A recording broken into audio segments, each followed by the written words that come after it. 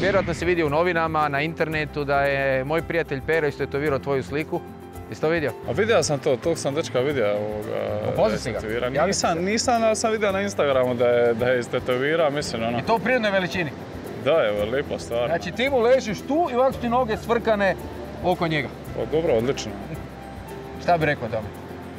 A ništa, što da kažem, mislim da to pokazuje samo koliko smo stavili trag na sve naše ljude i eto, taj dečko je tako svoju tu svu sreću iskazao tom tetovažom. Ja sam isto jedan od onih koji voli tetovaže i zašto ne?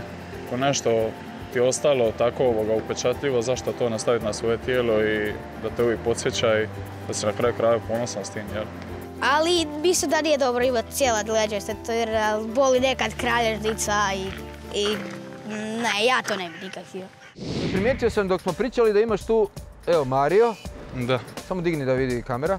Znači, Mario, a di si onda Mandžukić istetovirao? Tu ili tu oko... Mandžukić je on je u srcu, on je...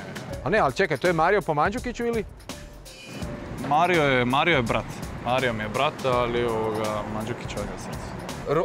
Ovo cijelo me gledam i gledam je to neka špagica, pogledajte, ovo mi je najbolja tetovaža, ne znam sve tvoje tetovaže, ali ovo mi je najfornija, pogledajte. Je, imam jednu dogodoštinu sa ovoga tetovažom. Došao sam na masažu, sam došao tamo u klubu u Atletico Madridu i legnem i sad, znaš, zatvorim oči i čekam da me čovjek krene masirati.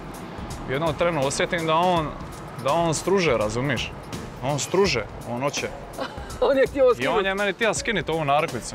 I onda sam ja morao objasniti da se to ne može skinuti. Imam i ovdje jednu tetovažu. Ajme, vidi ovo je.